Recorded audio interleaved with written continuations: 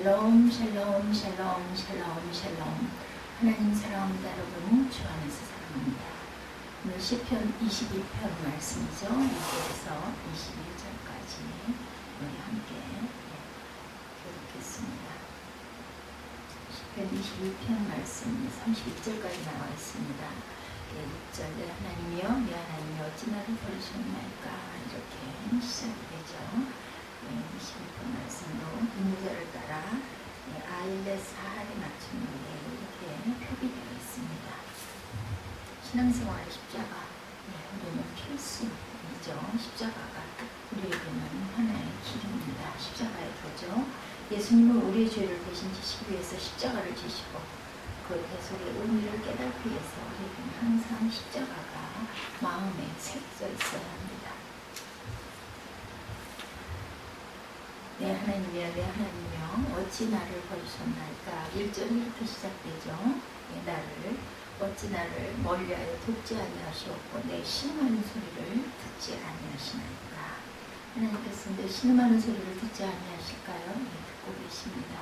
다윗은 어찌 나를 버리셨나이까 라고 외치는데 다윗을 버리실 리가 없습니다. 저와 여러분을 하나님께서 난 너를 모른다고 몰라라 하실 일이 없으시죠. 어찌라는 표현은 다윗이 아주 강하게 그렇게 느끼고 있다. 강조입니다. 다윗은 믿음의 사람이지만 그렇게 느낄 때가 있을까요? 너무 공부하고 너무 힘들 때 그렇죠. 우리의 감정은 그렇게 진짜 아닌 것처럼 느낄 때가 있습니다. 다윗은 그것을 잘 알고 있었어요. 그래서 하나님이 버리신 것처럼 느꼈지만 여전히 하나님께 나아가 기도하고 있습니다. 신음이라고 하나님께 나가서 신음이라도 하나님 앞에서 내가 내야 되겠다 이런 마음을 가졌다는 거죠. 그러나 여전히 하나님의 은혜가 없습니다. 내 하나님이여 내가 낮에도 부르짖고 밤에도 잠잠치 아니하오나 응답하지 아니하시나이다. 그래도 다윗은 여전히 밤이나 낮이나 하나님께 기도합니다. 응답이 없어도 기도를 하죠. 이스라엘의 찬송 중에 거하시는 주여 주는 거룩하시나이다. 다윗은 하나님이 자신의 기도에 응답하지 않으셔도 하나님을 찬양하고 있습니다. 자신의 기도에 응답하지 않고 자신의 느낌에 자신이 느끼지 못한다고 해도 하나님이 계시지 않은 것이 아니라는 것을 다윗은 알죠. 하나님 우리의 감정에 의해 존재하기도 하고 존재하지 않기도 하는 하나님이 아니라 언제나 변함없이 세상을 다스리고 계시는 전능한 하나님이시다. 다윗이 하나님을 느끼지 못하면서도 하나님을 찬양하고 있어요. 이렇든 저렇든 나는 하나님만을 의지합니다. 방법이 없죠. 하나님을 의지하지 않으면 어디를 의지하겠어요. 그렇기 때문에 하나님을 찬양하고 하나님께 기도하고 하나님 앞에서 울죠. 이것이 중요하죠. 우리의 믿음이 더 앞으로 나아가기 위해서는 하나님을 느낄 때 하나님께 기도하고 찬양하는 것도 중요하지만 느끼지 못할 때도 하나님께 나아가 기도하고 찬양해야 할 줄로 믿습니다. 버려진 것처럼 느껴도 여전히 하나님을 믿음으로 내 하나님이여 라고 고백할 수 있어야 되겠다는 거죠. 낮아지고 낮아질 때가 있다 보면 다시 올라올 때가 있습니다. 그렇죠? 나는 물같이 쏟아졌으며 내 모든 뼈는 어그러졌으며 내 마음은 천일 같아서 내 속에서 녹았으며. 다윗의 상태는 지금 아주 비참합니다. 14절에 이렇게 고백합니다. 그래서 모든 힘이 빠져나간 것 같고 육신과 마음이 아주 기진맥진했습니다. 이렇게 고백합니다. 다윗은 자신을 스스로 벌레라고 표현을 합니다. 6절에 나는 벌레요 사람이 아니라 사람이 회방거리요 백성의 조롱거리입니다. 내가 백성들에게 조롱을 받고 있습니다. 다윗의 자존심이 깨진 정도가 아니라 사람의 자존심이 깨졌어요. 스스로 벌레로 표현할 정도로 그는 아주 낮고 낮게 낮아진 상태입니다. 18절에 내 겉옷을 나누며 속옷을 재입고 있나이다. 이것은 다윗이 철저히 낮아진 상태를 의미하죠. 모든 것을 잃은 상태입니다. 이 구절은 요한복음 19장 24절에서 예수님의 예표로 설명되고 있죠. 다윗은 이것을 그가 예수님의 수치를 경험하는 것이고 예표하는 것임을 당연히 알지 못했을 거예요. 구약의 사람이기 때문에. 그러나 그의 이 낮아짐은 그렇게 귀하게 사용됩니다. 때까지 낮아지고 낮아지면 우리의 영혼이 너무 아프고 괴롭습니다. 그러나 그 낮아지고 낮아짐 속에서 아주 귀한 일들이 일어나죠. 인간은 너무 교만합니다. 우리는 너무 교만하죠. 낮아지고 낮아져도 실제로 우리의 죄값을 치르면 더 낮아져야 해요. 뭐 있었다 할 존재 가치가 없을 정도로 우리는 낮아질 수밖에 없는 그런 아주 온전치 않은 그리고 죄를 지고 있는 그런 저와 여러분이죠. 단지 우리는 은혜로 지금 이렇게 편하게 살고 있는 거예요. 우리가 잘나서 보호를 받고 사는 게 아니라 하나님이 그래 내가 너를 안다 하고 붙들어 주신 겁니다. 근데 우리는 낮아지는 것을 견디지 못합니다. 힘이 들죠. 고통스럽죠. 그러나 견뎌야 할 때가 있습니다. 다윗의 낮아지고 낮아지며 예수님의 수치와 고통을 아주 조금이나마 드러낼 수가 있죠. 오늘날 우리는 이렇게 낮아지고 낮아짐을 통해서 예수님을 볼 수 있어야 합니다. 십자가에 못 박히신 예수님의 고통을 조금이라도 우리가 느낄 수가 있고 동참할 수가 있어야 되겠습니다. 볼 수 있어야 합니다.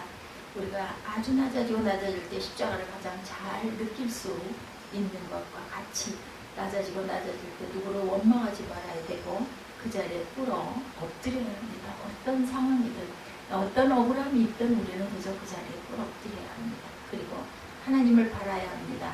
간절히 바라야 되죠. 여호와여 멀리하지 마옵소서. 나의 힘이시여 속히 나를 도우소서. 그리고 다른 뜻으로 그런 간절함으로 하나님을 간절히 바라야 한다는 것도 기억해야 되죠. 그 마음으로 하나님을 간절히 바라봐야 합니다. 우리가 그렇게 편하게 쉽게 살아야 한다고 절대로 생각해서는 안 됩니다.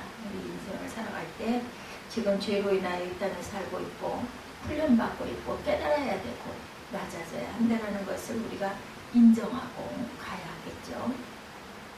하나님의 은혜로 우리가 감당할 수 있는 고통만 간간히 있는 것인데 그러나 그렇게 훈련받을 때 우리의 영혼이 더 맑아지고 십자가를 더 또렷이 온전히 바라볼 수가 있다는 것.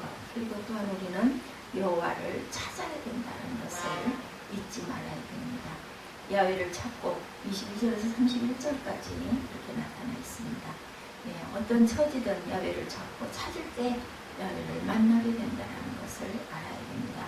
어떤 사람은 야훼를 찾지 않아도 될 만큼 여유가 있어서 화가 되기도 합니다. 우리에게 가장 좋은 것은 여호와를 찾을 수 있는 환경이 오히려 우리에게는 복입니다. 여호와를 찾는 자가 복된 자이기 때문에 야훼를 찾는 자 그는 24절에 공부한 자의 공부를 멸시하거나 싫어하지 아니하시며 그 얼굴을 저에게도 숨기지 아니하시고 부르짖을 때 들으셨도다 이렇게 되어 있습니다. 세상 사람들은 공부한 자가 자기를 찾으면 멸시합니다. 싫어합니다. 세상 사람들은 성공한 사람들이 자기를 찾는 것을 좋아하죠. 실패한 사람이 찾으면 싫어합니다. 부담스러워합니다. 그래서 동창회는 주로 성공한 사람들이 모이는 곳이다 이렇게들 이야기하죠. 성공하면 주변에 옛 친구들도 많지만 실패하면 주변에 사람이 없습니다. 그것이 세상에 돌아가는 법칙이죠. 그러나 하나님은 그렇지 않으십니다. 하나님도 성공한 사람을 좋아할 것이라는 생각을 우리가 비워야 합니다. 세상 사람들은 성공한 사람에게 무엇인가 더 바랄 것이 있기 때문에 찾지만 그러나 하나님은 우리가 성공했다고 우리에게 뭔가를 바라는 분이 아니시고 우리가 그분을 찾을 때 찾는 것 그 자체를 좋아하시죠. 부르짖을 때 들으셨도다 라고 말씀합니다. 우리가 하나님을 찾는 자가 공부한 가운데 있을 때 더 긍휼히 여기신다는 것을 그러게 세상에서 실패했다고 하나님께 나아가는 것까지 멈추지 말아야 합니다. 오히려 어떤 사람은 세상에서 실패하였기 때문에 하나님께 나아가게 된 사람들 그래서 하나님을 만난 사람들이 있습니다. 복된 사람들이죠. 그렇다면 그런 사람들은 세상에서 실패하기를 정말 잘한 거예요. 세상에서 성공하는 것보다 하나님을 찾는 데 성공하는 사람이 온전한 그 승리의 사람이죠. 겸손한 자는 먹고 배부를 것이요 야훼를 찾는 자는 그를 찬송할 것이다. 너의 마음은 영원히 살지어다. 26절에 이렇게 말씀합니다. 하나님을 찾는 자는 만족함이 있을 것이고 세상의 성공을 찾는 자는 세상의 성공에 결국은 만족하지를 못할 것이라는 거죠. 하나님을 찾는 자 그런 자들이 결국은 하나님을 찾으면 만나게 되고 하나님을 만나면 삶이 변화가 되고 하나님을 만나면 천국을 경험하게 됩니다. 겸손한 자는 먹고 배부를 것이며 야훼를 찾는 자는 그를 찬송할 것이다. 너희 마음은 영원히 살지어다. 땅의 모든 끝이 야훼를 기억하고 돌아오며 모든 나라, 모든 족속이 주의 앞에 예배하리니 나라는 야훼의 것이요 야훼는 모든 나라의 주제십니다. 이렇게 28절까지 보니 이렇게 고백하고 있습니다. 세상의 모든 풍성한 자가 먹고 경배할 것이요 진토 속으로 내려가는 자 곧 자기 영혼을 살지 못할 자도 다 그 앞에 절하리라도 후손이 그를 섬길 것이요 대대의 주를 전할 것이며 와서 그의 공의를 표현할 백성에게 전하며 주께서 이를 행하셨다 할 것이더라. 하나님을 찾는 자는 그가 기대했던 것보다 훨씬 더 위대한 것을 발견합니다. 그리고 그는 찬송하게 될 것이다. 야훼의 것입니다. 세상 모든 것을 얻는 것도 불가능하겠지만 세상의 모든 것을 얻는다 해도 그 얻는 것이 여호와를 아는 지식, 티끌보다 무가치 하다 가치가 없다. 세상의 모든 것이 하나님의 티끌만큼도 온전치가 못합니다. 하나님은 하나님의 말 한마디로 세상을 창조하실 수가 있는 분이고 세상의 모든 것을 다 한들 하나님의 옷자락만큼이나 값어치가 있겠는가. 땅의 모든 것이 야훼를 기억하고 돌아오며 열방의 모든 족속이 주 앞에 경배할지니라. 27절이죠. 세상의 모든 것이 하나님 앞에 경배합니다. 세상의 모든 것이 하나님의 영광 앞에 꿇어 엎드립니다. 그러게 그날 야훼를 찾고 야훼를 가슴에 간직하고 있는 사람은 그가 얼마나 좋은 것을 선택하였는지를 깨닫게 될 것이고 야훼를 찾는 것이 복된 이유는 야훼 안에 길이 있기 때문이고 여호와 안에 온전한 생명이 있기 때문이라는 것을 우리가 잊지 말아야 되겠죠. 나라는 야훼의 것이요 야훼는 열방의 주제심이로다. 모든 나라의 왕관은 하나님께 있다. 18절입니다. 모든 이방의 나라들도 하나님께서 다스립니다.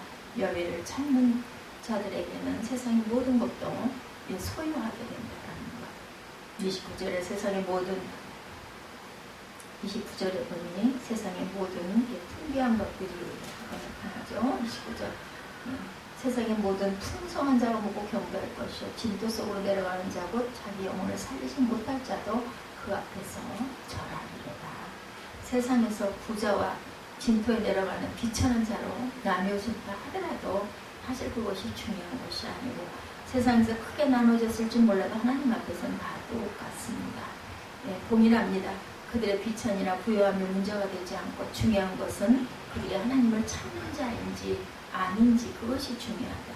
세상의 부와 영광과 권세는 하나님께 속했습니다. 그러기에 우리는 세상의 부자, 부와 영광의 마음을 빼앗길 것이 아니라 하나님을 온전히 바라보고 찾을 줄 아는 그런 저와 여러분이 되어야 되겠다. 야훼를 찾아서 야훼를 믿게 된 사람은 하나님 안에 있는 영광과 부를 누릴 것이고 하나님을 찾지 않고 부를 찾아간 사람은 부와 함께 결국은 멸망할 것이다. 그래서 우리는 야훼를 찾아야 합니다. 하나님만이 우리의 주인이십니다. 하나님을 찾는 자는 만물을 얻을 뿐만 아니라 영생도 얻게 되죠. 지금 아무리 공고한 가운데 있다 할지라도 하나님을 찾으면 모든 것을 얻은 것보다 더 귀한 것을 우리가 기뻐해야 합니다. 오직 하나님을 찾는 저와 여러분이 되어야 되겠죠. 예레미야 29장 13절에 너희가 온 마음으로 나를 구하면 나를 찾을 것이요 나를 만나리라 말씀합니다. 누가복음 11장 9절에 내가 또 너에게 이르노니 구하라 그러면 너에게 주실 것이요 찾으라 찾을 것이요 문을 두드리라 그러면 너희가 열릴 것이다 말씀합니다. 구하는 이마다 받을 것이요 찾는 이는 찾아낼 것이요 두드리는 이에게는 열릴 것이다. 구하라 그러면 너에게 주실 것이요 찾으라 그러면 찾을 것이라는 것을 잊지 않는 그리고 항상 두드리고 구하는 자마다 다 받을 것이라는 것을 잊지 않는 저와 여러분이 되시기를 주님의 이름으로 축복합니다. 아직 그저 한낮에는 더위가 있어요. 그래도 아침 저녁으로 서늘한 가을바람이 붑니다. 어김없이 찾아오는 절기처럼 하나님의 섭리는 1.1획도 변함이 없으시다는 것을 다시 깨닫고 가시는 저와 여러분 되시기를 주님의 이름으로 축복합니다. 기도하시겠습니다.